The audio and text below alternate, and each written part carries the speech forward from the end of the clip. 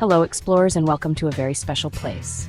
Imagine a battlefield smaller than your bedroom, but filled with more action and drama than any movie. This is the Tiny Forest Lab.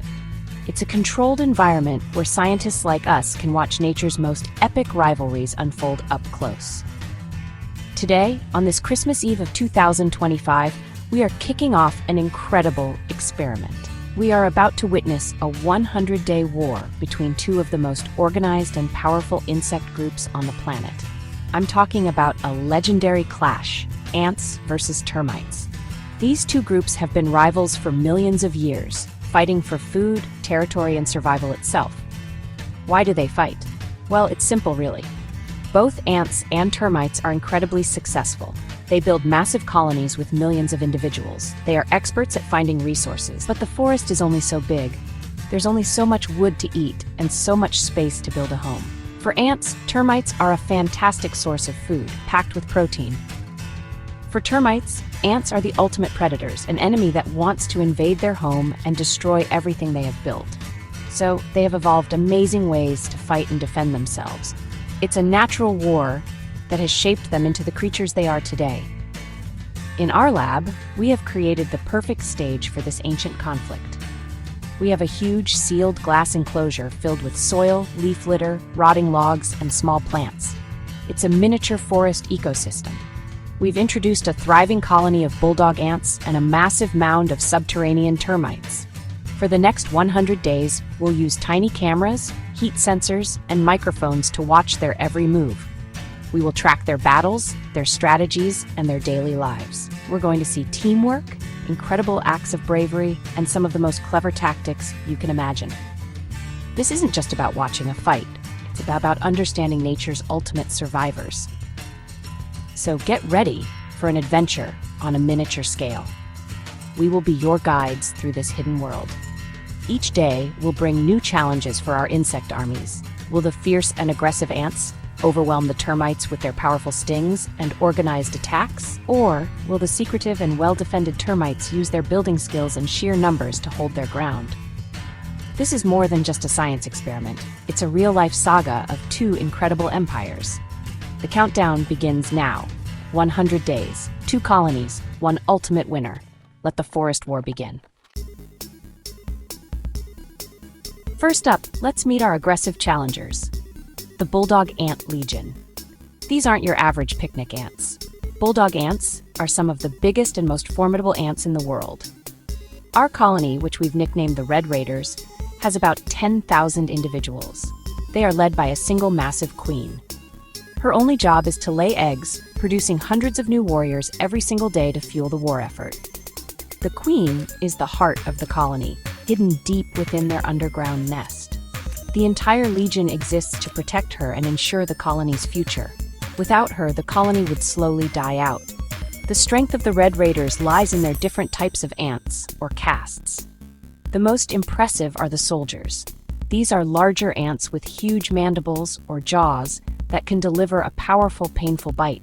But their real secret weapon is at the other end. They have a venomous sting, much like a wasp's, that can paralyze and kill their enemies. These soldiers are the frontline troops, the special forces of the ant world. They are fearless and will sacrifice themselves without a second thought to defend their nest or attack an enemy. Their aggression is legendary, and they are always on the hunt. Then we have the workers. They are smaller than the soldiers, but are the true engine of the colony. There are thousands of them, and they do everything else. They build and expand the nest, digging complex tunnels and chambers. They go out on foraging parties, searching for food like nectar, seeds, and of course, other insects to bring back. They also take care of the young, feeding the larvae that hatch from the queen's eggs. And when the colony is attacked, these workers will join the fight, swarming over enemies with incredible numbers and fierce determination. Their teamwork is flawless, and they communicate using chemical signals called pheromones. The Red Raiders' strategy is all about offense. They are hunters. They will send out scouting parties in all directions from their nest. When a scout finds a food source or an enemy, it lays down a chemical trail. This trail acts like a road map, guiding hundreds or even thousands of other ants to the location. This allows them to quickly overwhelm a target. They are relentless and will attack anything they see as a threat or a potential meal. Their eyesight is also better than most ants, allowing them to spot movement from a distance. They are the undisputed predators of the forest floor, and they are ready for a fight. Now let's turn our attention to the defenders, the masters of fortification, the termite kingdom. Our termite colony is a species of subterranean termite, and their home is a magnificent fortress. Unlike the ants' sprawling underground nest, the termites have built a central mound that rises above the soil. This mound is made from a mixture of soil, wood, and their own saliva and droppings, creating a material as hard as concrete. We've named their colony the Wood Fortress. It is home to over 1 million termites. Their society is also ruled by a king and queen, who live in a protected royal chamber deep inside the mound. The termite queen is an egg-laying machine, far more productive than the ant queen. She can lay thousands of eggs a day, which is why their population is so massive. The termite society is also divided into castes, but they are very different from the ants. The vast majority of the population are workers. These termites are small, soft-bodied, and blind. They spend their entire lives in the dark, damp tunnels of the mound. They are responsible for building the fortress, caring for the king and queen, tending to the eggs and young, and most importantly, gathering food. Their food is wood, which they break down with the help of special microbes in their guts. For defense, the wood fortress relies on its soldier caste.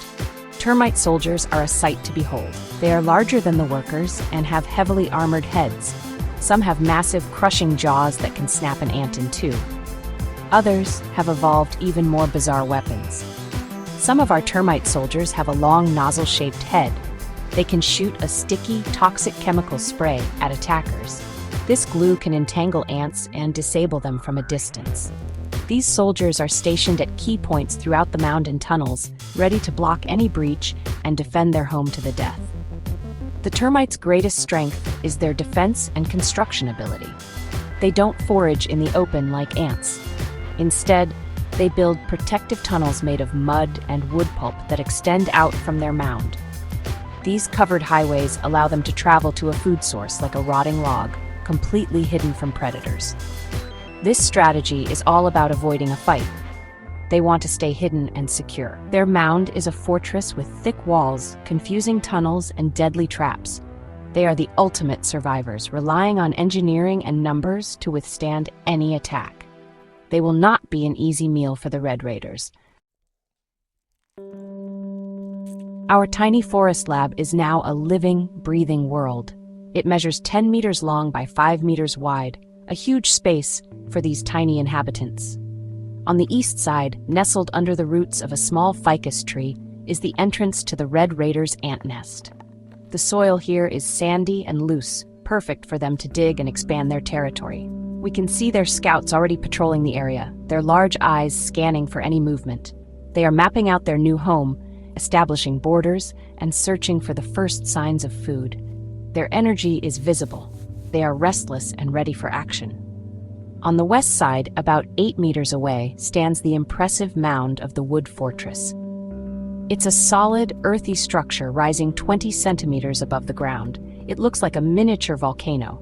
The only visible activity is a few faint trails where the termites have begun building their exploratory tunnels just below the surface. They are much more secretive than the ants. Deep inside, our thermal cameras show a hive of activity. The queen is laying eggs, and the workers are busy fortifying the mound's inner walls. They are aware that they are in a new place and are focusing on making their home secure before venturing out.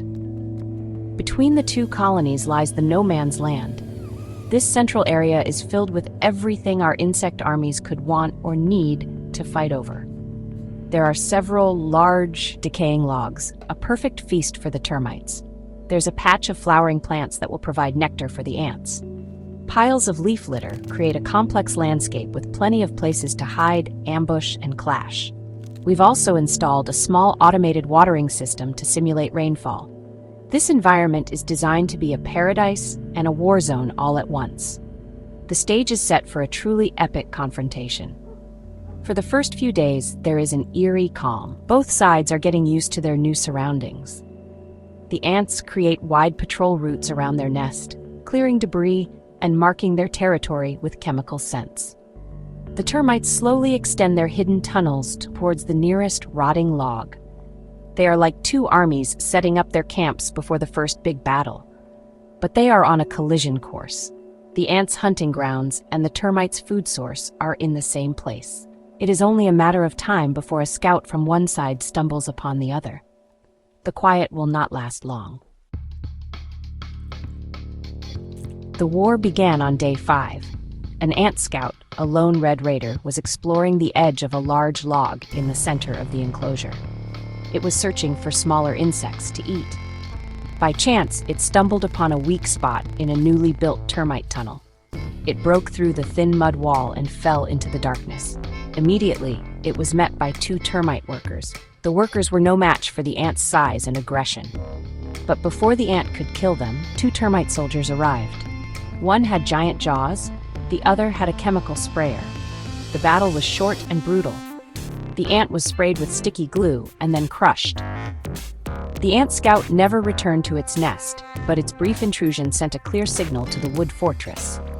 The termites instantly went on high alert. Workers began reinforcing the walls of all their tunnels, making them thicker. More soldiers were moved from the mound's interior to patrol the outer tunnels. They knew an enemy was nearby. Meanwhile, the Red Raider's queen had not received food from that scouting direction. So, she sent out a larger patrol, a group of 10 ants, to investigate the same area. They were tasked with finding out what happened to their lost sister, and to search for this potential new threat. This led to the first real battle, on day 8. The ant patrol found the same weak spot in the termite tunnel. Working together, they tore a bigger hole in it. As they poured inside, they were met by a wall of termite soldiers. The narrow tunnel prevented the ants from swarming them. It was a one-on-one fight. The powerful bulldog ants killed several termite soldiers with their stings and jaws. But the termite glue sprayers were incredibly effective. They blinded and immobilized several ants, which were then dragged away by the workers. The ants eventually retreated, taking their injured with them. They had learned a valuable lesson. A direct assault on the tunnels was costly. After this clash, the strategies of both sides began to take shape. The termites abandoned the breached tunnel and started building deeper, more fortified pathways to the wood source. They were willing to sacrifice a small amount of territory to protect their main routes. The ants, on the other hand, now knew where their enemy was. They began to patrol the area around the termite tunnels constantly. They didn't attack the tunnels directly anymore. Instead, they waited. They were hunting for any termite worker foolish enough to wander out into the open, or for any new, weak construction they could exploit. The Cold War had begun. The next month of the simulation was defined by what we called the Great Tunnel War. The conflict went underground. The Red Raiders realized that a full frontal assault was not working, so they changed their tactics. They began to dig. Their workers started excavating their own tunnels, not to expand their nest, but to intercept the termites. They used their natural digging instincts to try and find the termites' hidden highways. It was a massive undertaking. The ants were essentially trying to mine their way into the enemy's supply lines, creating a network of ambush tunnels all around the termites' foraging grounds. The termites of the wood fortress responded with their own engineering genius. Using sound and vibration, their soldiers could detect the ants digging nearby. When they detected an approaching ant tunnel, they would react in one of 2 ways. Their first strategy was to build a new wall, sealing off their own tunnel before the ants could break through. They would simply abandon that small section and build a detour. Their second, more aggressive strategy was to set a trap. They would allow the ants to get close, then quickly dig a perpendicular tunnel and attack the ants from the side. This led to many vicious, confusing battles in complete darkness. It was a slow, grinding war of attrition fought deep beneath the forest floor. Our seismic sensors showed a complex web of new tunnels being dug every day. The ants would gain a small victory, breaking into a termite tunnel and grabbing a few workers before being repelled by soldiers. The next day, the termites would successfully ambush an ant digging crew. The casualties were mounting on both sides. The ant colony lost dozens of workers and soldiers, while the termite colony lost hundreds of workers. But because the termite queen laid so many eggs, they could replace their losses much faster. One of the most fascinating behaviors we witnessed was the termites' use of deception. On day 45, we saw them build a dummy tunnel. It was a large, poorly constructed tunnel that led nowhere near their food source. It was a trap. The ants quickly discovered it and poured dozens of soldiers and workers inside, thinking they had found a major termite highway. Once the ants were deep inside, the termites collapsed the entrance, trapping them. The trapped ants eventually perished, a huge loss for the Red Raiders. This showed an incredible level of strategic thinking from the termites. They weren't just defending, they were outsmarting their enemy. On day 60, we decided to introduce a new variable into the experiment. We activated the automated watering system and simulated a heavy, prolonged rainstorm that lasted for 2 full days. The tiny forest lab was drenched, the soil became saturated, and small puddles formed on the surface. This dramatic change in the weather had a massive and immediate impact on the war. For the ants, it was a disaster. Their sandy, open nest began to flood. Water poured into their upper chambers, where they kept their food stores and their young larvae. We saw a frantic panic within the Red Raider colony. Workers scrambled to move the precious eggs, larvae, and pupae to deeper, drier chambers. Other workers desperately tried to dig drainage channels to divert the water, but the rain was too heavy. Many of their young were lost in the flood. The flooding also destroyed many of their pheromone trails on the surface, throwing their communication and navigation into chaos. For 2 days, the entire ant colony was focused on one thing: survival. All patrols stopped. All attacks on the termites ceased. The mighty Red Raiders were brought to their knees not by an enemy army, but by a simple change in the weather. Their aggressive, open lifestyle was their weakness. For the termites, however, the rain was a gift. Their concrete-like mound was completely waterproof. The water simply ran off its sides. Their sealed underground tunnel system was also protected from the flooding. While the ants were in chaos, the termites were safe and dry inside their fortress. Even better, the damp, softened wood and soil made it much easier for them to expand. The rain created the perfect conditions for them to work. They took full advantage of the ants' distraction. They began building new tunnels at an incredible speed, expanding their territory and securing new food sources. When the rain stopped on day 62, the balance of power had clearly shifted. The Red Raider ant colony had suffered significant losses, especially among its next generation of workers. Their numbers were weakened. The Wood Fortress termite colony, on the other hand, was stronger than ever. They had used the 2 days of peace to expand their empire and gather a huge amount of food. The termites' defensive strategy and superior building skills had given them a massive advantage. The ants now faced a much more difficult fight to regain control. The weather had become the termites' greatest ally. The final phase of the war was marked by the ants' desperation. The Red Raiders' numbers were dwindling. The flood had cost them dearly, and the termite empire had grown stronger. The ant queen was laying eggs as fast as she could, but it would take weeks for them to mature into new workers. They needed a big victory, and they needed it now. On day 75, they launched their most ambitious attack yet. It was an all-out assault, not on the tunnels, but on the termite mound itself. Hundreds of bulldog ant soldiers and workers swarmed the base of the wood fortress, trying to find a weak point. The termites' defense was incredible to watch. Soldiers poured out of hidden entrances at the base of the mound. The glue sprayers created a sticky perimeter, trapping the first wave of ants. The jawed soldiers then moved in, dismembering the stuck attackers. But the ants were relentless. They climbed over their fallen comrades, using their bodies as bridges to get closer to the mound's walls. They began tearing at the concrete hard surface with their powerful mandibles. It was a brutal, epic siege. The ants managed to create a small breach in the outer wall, but the termites were ready. Inside the breach, the termites had already constructed a second, inner wall, and the narrow space between the walls was filled with soldiers. The ants that poured through the first hole were met with a deadly kill zone. They couldn't get through, and the cost was enormous.